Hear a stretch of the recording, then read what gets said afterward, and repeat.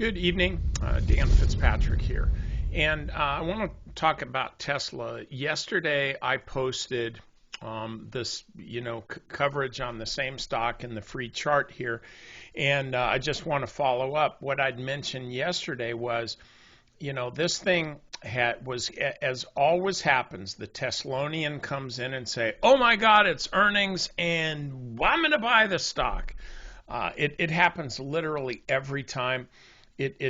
Look, hey, stock's been moving higher for quite a while, so I'm the last guy to take issue with Tesla bulls. You're right, no question about it. Somebody who bought the stock and you're a true believer, you stop going to church because why the heck do you need to? Here's your God right here.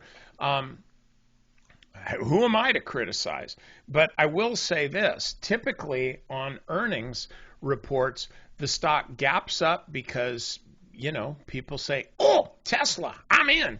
But then that's short-lived or short-lived buying, because institutions don't trade that way. And it's institutions that are actually going to push your stock up or down. And if they're not pushing it higher, they may not necessarily be distributing the stock. They may not necessarily be pushing the stock down.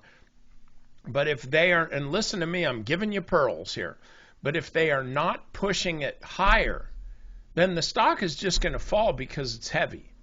Stock, as the saying goes, the stock will fall of its own weight. I don't know what that means. I don't know why that's the saying, but that is the saying.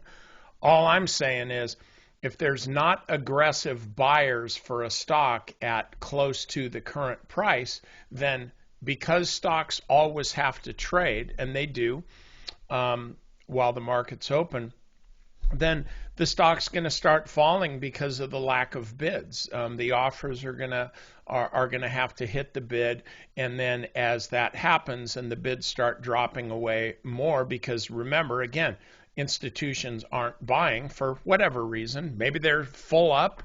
Maybe they just don't want to buy the stock. Maybe somebody got COVID and they're trading from home and their internet connection went down. Whatever. There is not a concerted move of money into the stock to soak up the supply. So the supply is going to start overwhelming the stock price and it's going to fall lower. I mean, that's just the way markets work. And so here, in my view, you got a bunch of retail buyers yesterday getting all lathered up to buy the stock, and now they're underwater. Not a lot. It's not like the stock fell, out of bed, so to speak. It's holding above the 50-day moving average. The 50-day moving average is finally starting to trend higher because as time goes on, over the last 50 days, of prices, this kind of stuff here gets out of the math, and this starts to get out of the math for the 50 days, and then you've got more of this kind of stuff, and so the 50 days kind of dragged higher. So there's nothing wrong with this stock technically. I wouldn't buy it here because it needs, first of all, it's come down a fair amount from the top, which is not what you want to see strong stocks do. They're not strong stocks. Second of all, the 50-day moving average is below the 200-day moving average. That's not what I want to see. I don't like the fact that the stocks just continue to bounce along this 200-day moving average without finding much support. And also, I'll take this off. The stock is not really yet forming the bottom of what should be a base. So I just think it's really early to buy the stock here if you're interested in it.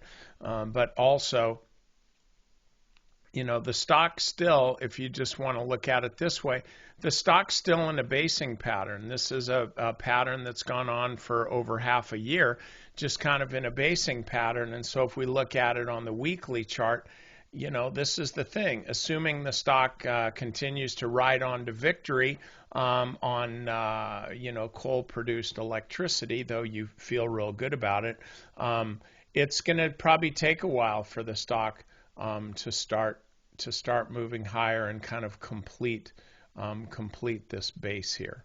Okay, so I think I think you're early to be buying the stock right now. If you're a longer term trader, nothing for you to do. It's all good. So you got to pick your own time frame, all right? Okay, that's all I got for you.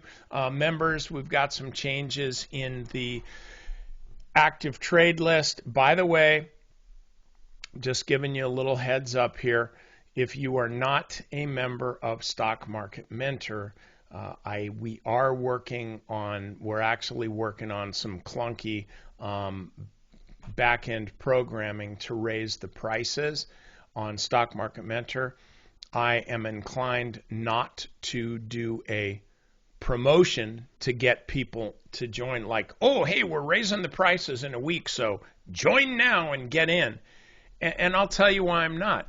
Because I feel like I am so drastically underpriced at $97 a month that I don't want to give people an opportunity to get such a great value for what I consider to be a low price. Now, you may not consider it to be a low price. You may say, well, $97, that's too much for me.